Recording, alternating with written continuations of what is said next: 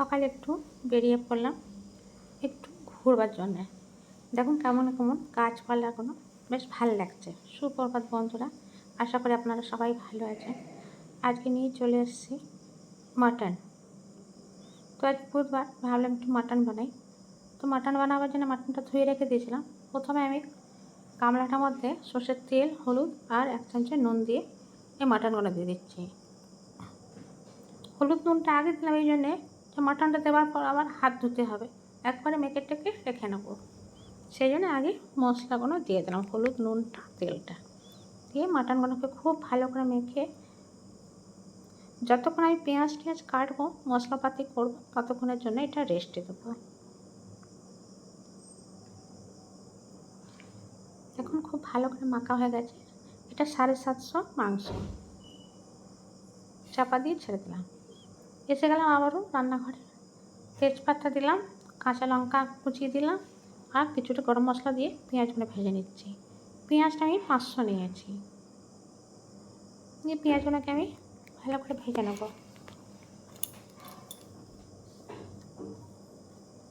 তো যারা নতুন বন্ধু দেখছেন, প্লিজ একটা সাবস্ক্রাইব করে আমার পাশে থাকবেন বন্ধু হয়ে।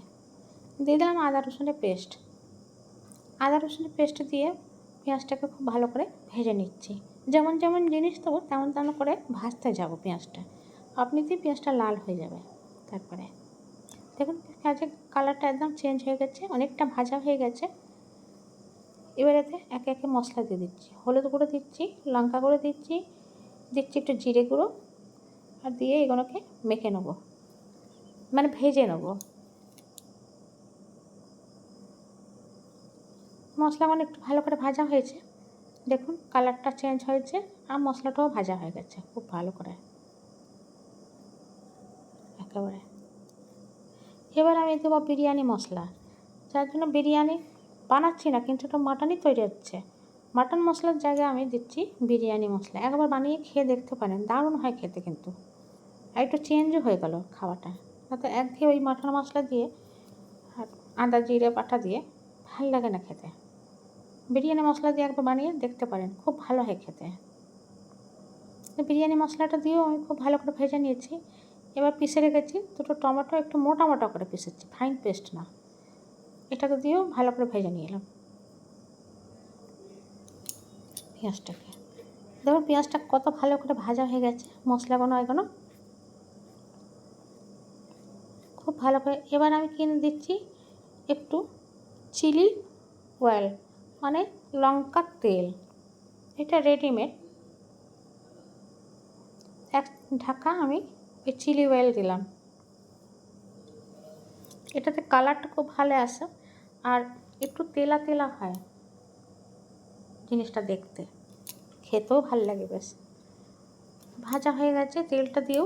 এবার এই মাটনগুলো দিয়ে দিচ্ছি, দিয়ে এটা দিয়েও ভেজে নেবো ভালো করে। মাটনটাকে খুব ভালো করে ভেজে একটু কিছুক্ষণ চাপা দিয়ে দেবো।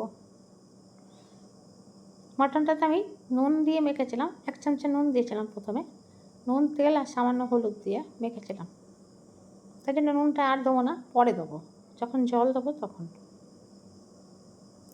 একটু নাড়াচাড়া করে কুকারে ঢাকাটা লাগিয়ে মিডিয়াম আঁচেতে রেখে দেবো। তো এই পর্যন্ত ভিডিওটা দেখে যান, কেমন লাগলো জানাবেন। ভালো লাগলে পরে একটা লাইক আর শেয়ার করে দেবেন। আর আপনারাও এমনি করে বানিয়ে খেয়ে দেখতে পারেন, কিন্তু এখন পুরো হয়নি, এখনও বাকি আছে জিনিস দেওয়া। গ্যাসটা কম করে সিটিটা বার করে নিলাম, গ্যাসটা পুরো। এখন কতটা জল বেরিয়েছে। এবার এটাকে ভাজবো, খুব ভালো করে কষাবো। খুব ভালো করে কষানো হয়ে গেছে।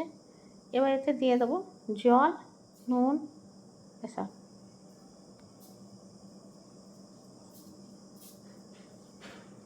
কালারটা পুরো চেঞ্জ হয়ে গেছে একেবারে।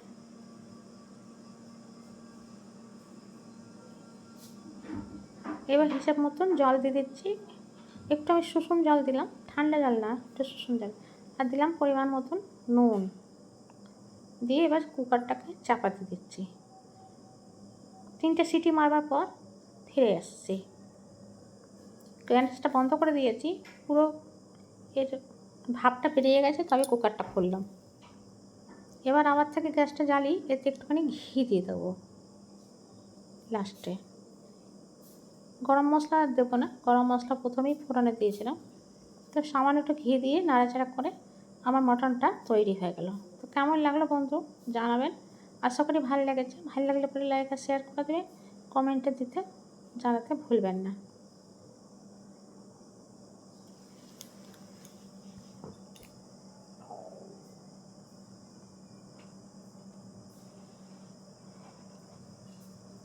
যারা নতুন দেখলেন বন্ধু হয়ে পাশে থাকবেন একটা সাবস্ক্রাইব করে।